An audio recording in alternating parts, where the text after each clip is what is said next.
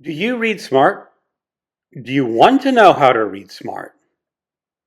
Do I know how to read smart? Inquiring minds want to know.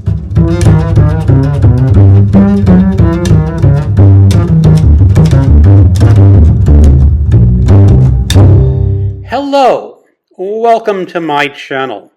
Another bibliophile reads. My name is Greg, and today I'm doing the Read Smart tag. This was created by Ruben at To Readers It May Concern, and I was tagged by Emmelie at Prose and Petticoats. And this is all about how to read smart. Let's see if I get an F in this tag. There are 8 questions to this tag. Question number 1. What is your strategy to stay focused and engaged while reading? I'm going to admit to a problem that I think is a major problem for a lot of people doing this tag who are trying to stay focused. It is this little evil device known as a smartphone. It is always pulling my focus away from reading. I really should turn on the do not disturb feature whenever I read so I don't get those annoying texts. I don't get notified that someone has put out a new video or that there is some breaking news coming across. Because I have this weakness and I am drawn towards political news and current events. Because, our country is careening towards authoritarianism, and I like to keep up on that.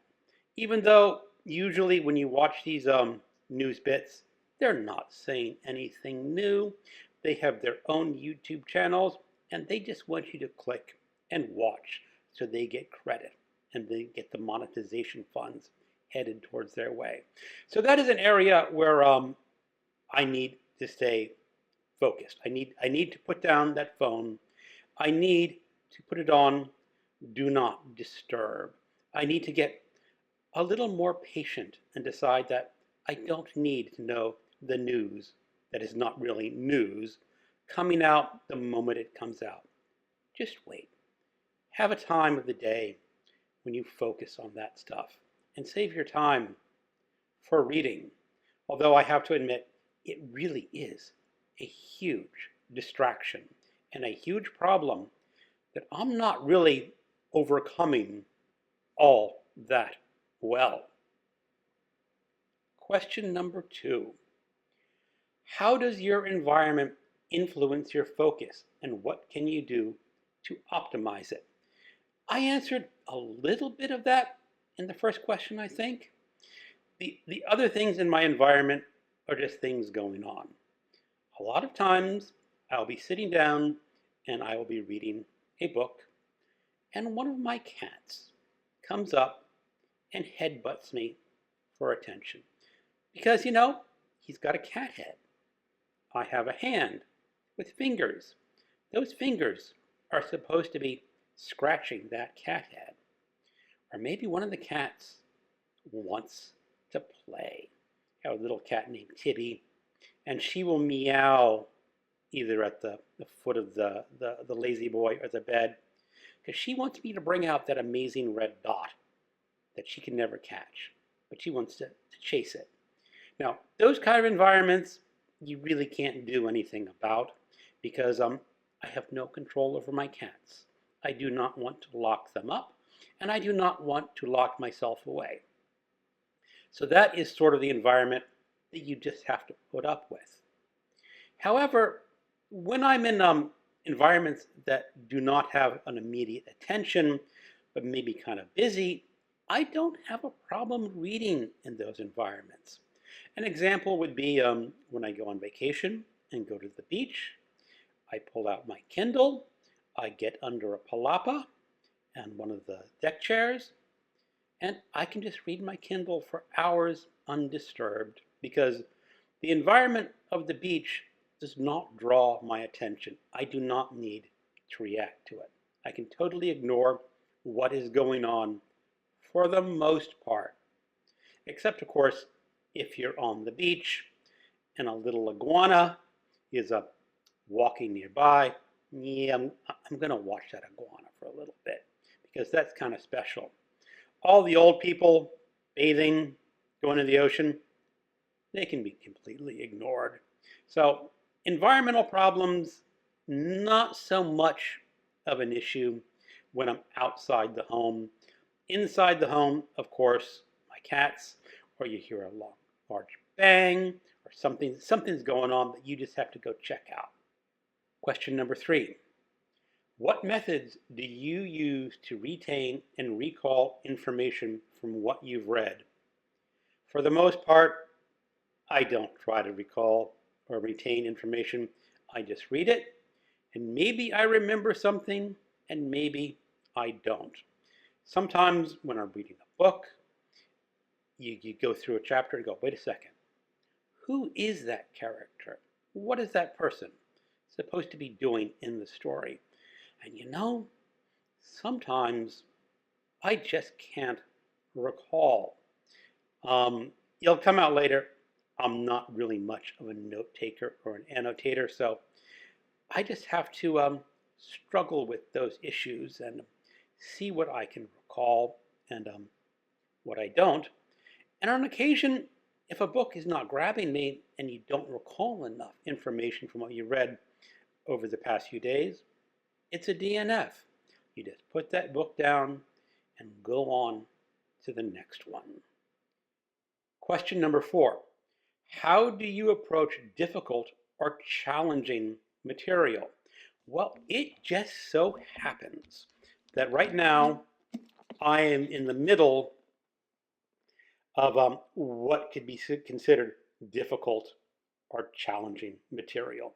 This is, of course, Ulysses by James Joyce, one of the most notoriously difficult books to read. And my idea for this is I'm trying just to read the book. There is a lot of depth and a lot of allusions that are going on in the text that I know Joyce is inserting. And I've made a very conscious effort to tell myself it's okay that I don't understand everything that Joyce is alluding to or talking to. I cannot get all of his references because if I wanted to get all of his references, I would be spending a lot of time reading a page and then looking up in my annotated Ulysses guide what he was actually talking about. I don't think that is necessarily helpful because my appreciation of Joyce is not going to be better when I get everything. My appreciation of Joyce is going to come knowing that I have read this book, that I understand enough of what's going on to know what the characters are thinking, what their motivations are, and maybe every now and then there's these little tidbits that come out in the text that really do make me stop and wonder and do a little bit of research of what's going on, like The Sweets of Sin, a book that is referenced in chapter 10 that Bloom is buying for his wife Molly. It is a dirty novel, and I really want to find out, does that dirty novel exist in reality? And can I go read it? So that's how I approach difficult works. I'm totally fine not knowing everything. I used this method a couple years ago when I read The Magic Mountain by Thomas Mann, because you read one of those chapters in Thomas Mann, and like Joyce, that is so dense and so packed with background information, you can get lost and research and learn so much that you lose the story and maybe never finish the book. And that's not what I want when I read a challenging book. I want to say that, yes, I have read this. Question number 5. What role do note-taking and annotations play in your reading process? I've alluded to this before. Very little. I don't really like taking notes, and I will never, I swear, annotate a book. I truly dislike opening a book and seeing someone else's handwriting and notes in the margins or underlined text or highlighted text. I just really dislike it. Now, I also have a Kindle, and on my Kindle, it's a little easier to highlight passages that you like. You can take notes on the Kindle Paperwhite. You can type it in. On my Kindle Scribe, I actually have a pen and can take handwritten notes. I rarely use those note features on either of my Kindle because I said before, I'm okay not being able to recall everything. That is a conscious choice because it takes time to make notes or to write in the margins on my Kindle. However, I am reconsidering that for an event that is going to be coming up in 2025. I'm pretty much committed to trying this, and that is going to be reading Proust's In Search of Lost Time. And one of the recommendations on reading that monumental 4,000-page book is to only read 10 pages a day and to take notes after your reading session of what you think you have read. Now, I said I don't normally take notes. I absolutely refuse to annotate. But I did pick up a journal. And I'm beginning to try this with Ulysses. And I read my bit of Ulysses every day and just take a few quick thought notes of what I read. Just getting me into the practice of writing about what I read because I really don't do that very often. Now, one of the problems with me is my handwriting is so abominable that I don't like looking at it. So maybe if I get to be practicing a bit throughout this year, I will get better. At least I'm accepting my handwriting and looking at the notes. Another thing I do use a bit are these little note tabs. So you can put a highlight onto the page of your book, but not actually ruin or destroy the book. I've been actually doing this a lot with this book right here, A Posthumous Confession, and this was by Marcellus Amantis. It is a novel translated from the Dutch, originally published in 1894, and is about a man who is going to be murdering his wife. And you know that in the very first page, so it is not a spoiler. But the psychology of this character is kind of fascinating to me. So I've been putting lots of little tabs in this book. Now, one of the things I wanted to try, sort of along the lines of the journal, is when I was doing a video about a couple of months ago about how I hate annotations, and some people really love annotating. I kind of wanted to see if I could create a compromise. And my idea was to use these little tabs, and then you would number each tab. And after you number each tab, you pick up a little notebook like this. And on the left side of the red line, you write a number. And on the right side, you just take what you thought of that highlight. Why you put a highlight in, take your notes. And then when you're done with the book, you can take this page, and it's really rather easy to just tear out the page like that. And then you can fold it up and you can stick it in your book. And you have all your thoughts and notes in a nice, easy, convenient way. It's tabulated, it's numbered. And if you don't like it, you can just pull that tab out or throw away the piece of paper. I've not actually gone ahead and tried that. Maybe I should, but I have not yet. Question number 6. How do you balance reading for pleasure with reading for personal or professional development? A few years ago, I was thinking about why people read, and I came up with 3 basic reasons a person might read. There are reasons for education, reasons for edification, and reasons for entertainment. Education is pretty self-explanatory. You have to read some book to get a degree in your studies. Um, Whatever is assigned for your class, whether it's college or high school, you're assigned a book. You have to read that book for your education. Second is edification. And I admit to stealing this from William Burroughs. William Burroughs is the heroin addict and author of Naked Lunch. He says edification is the reason people read books. You read to know something. His example was the Lost Weekend, which is a novel about a man basically getting drunk all week long. And he says you read that to know what it's like to be drunk for that long. And you pick up that feeling. And I think this is a reason for a lot of literary fiction. Like this.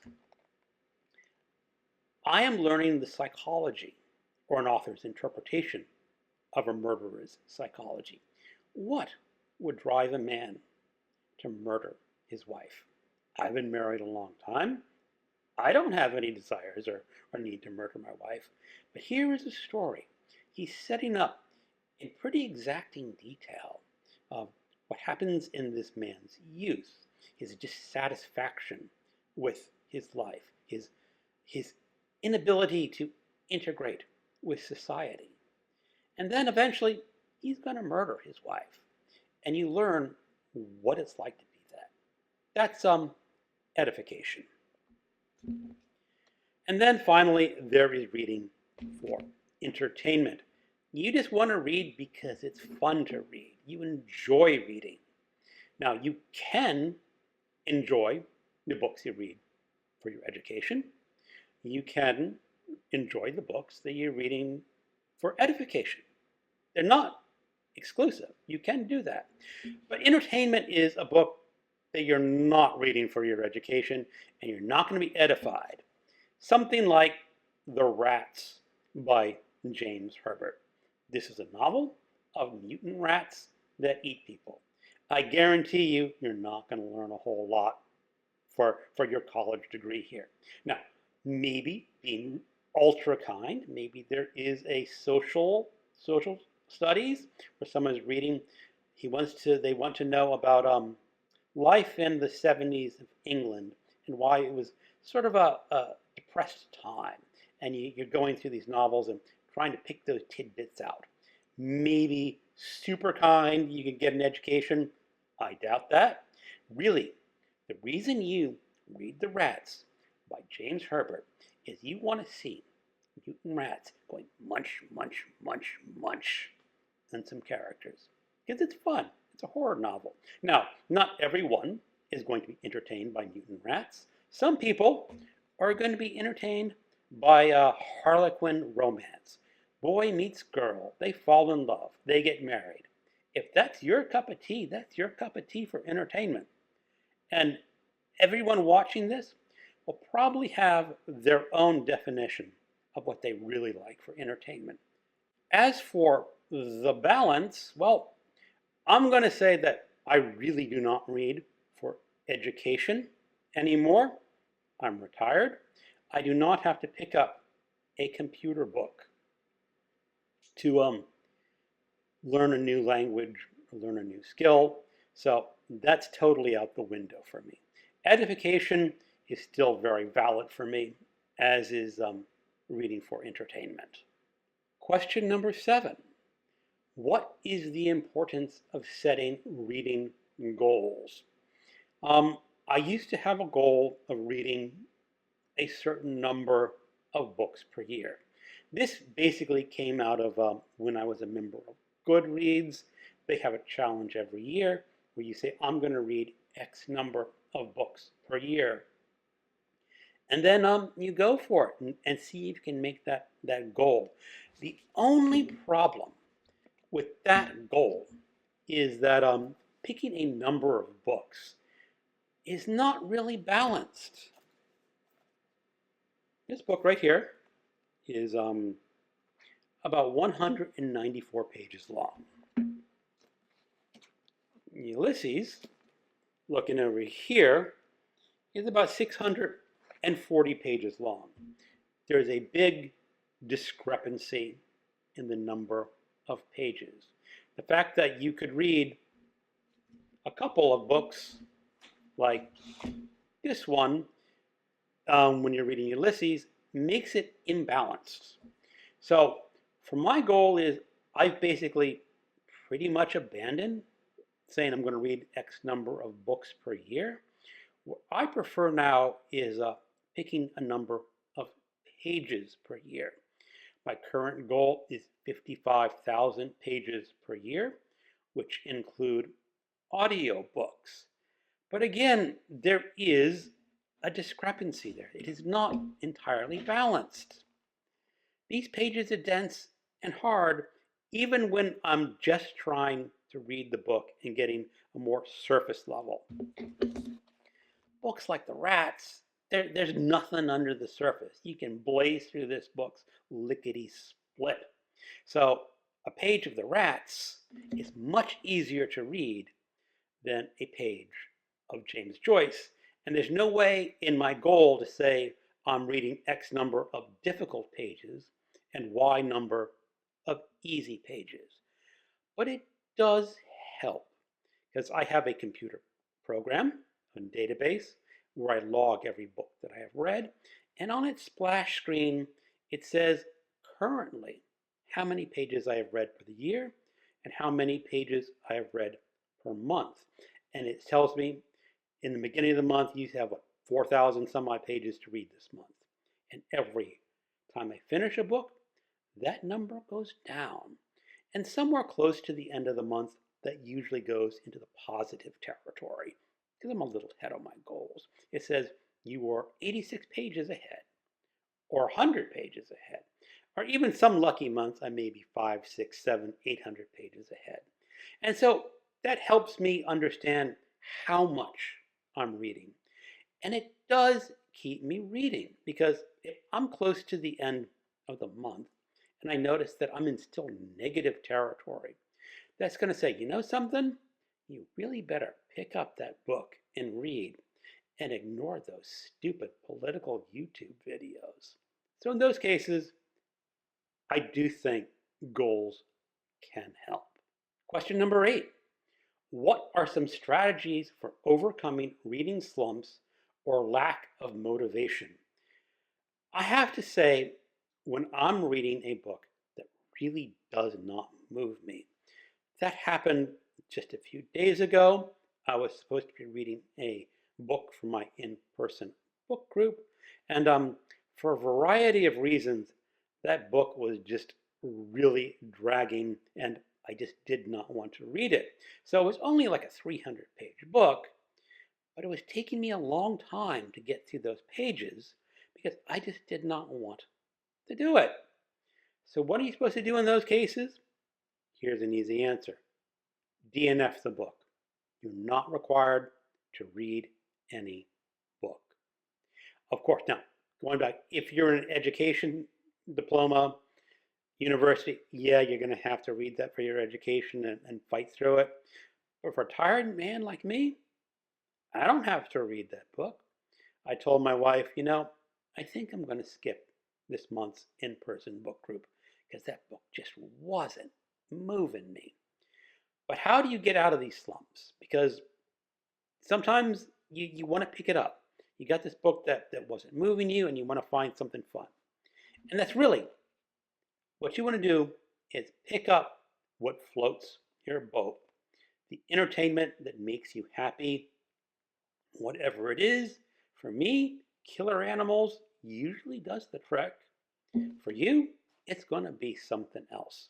So if you're ever in that slump, I give you permission to stop reading what's slowing you down and just pick up something you want to read. If you're reading this for a class, well, pick up something a little shorter, maybe a short story. I remember when I was in university and I had a lot of really dull books I was supposed to be reading. And this was the 80s, and I read The Silence of the Lambs by Thomas Harris because I just was not getting on with my university textbooks. I eventually did finish those university textbooks, but that break with Silence of the Lambs, and this was before that movie, was a lot of fun. And that's really how you get out of a slump. Those are all the questions. For me, I'm going to tag everyone in my Ulysses discussion group that participated in the live last week. So Alan at Big Hard Books and Classics, Pat at Book Chat with Pat, Debs at Rainier Reads, Roy at Roy Reads Anything, and Will Chambers at just Will Chambers. I invite you to tell us and tell me how you read smart. Thank you for watching, and keep on reading.